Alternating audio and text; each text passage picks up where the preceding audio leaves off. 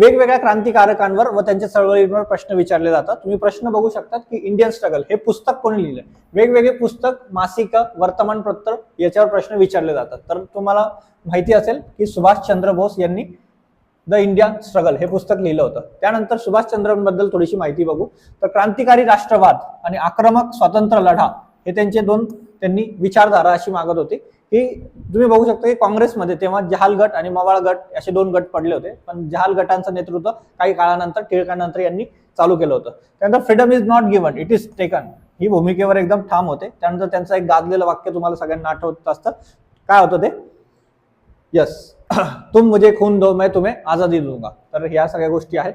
तर त्यानंतर काँग्रेसमध्ये तडजोडीच्या धोरणाला विरोध करत, आता काँग्रेसमध्ये बऱ्यापैकी मवाळ लोकांचा तिथे प्रभाव होता, त्यांच्या धोरणाला यांनी खूप तीव्र पद्धतीने विरोध केला होता। त्यानंतर गांधीजींच्या अहिंसक पद्धतीपेक्षा बोस यांना थेट सशस्त्र संघर्ष म्हणजे हातात तुम्ही शस्त्र घेऊनच क्रांती घडवू शकता या विचारसरणीवर ते खूप ठाम होते।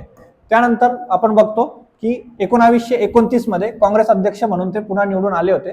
तर याच्यावरही प्रश्न विचारला जाऊ शकतो की काँग्रेसचे अध्यक्ष ते कधी होते आणि किती वेळा होते।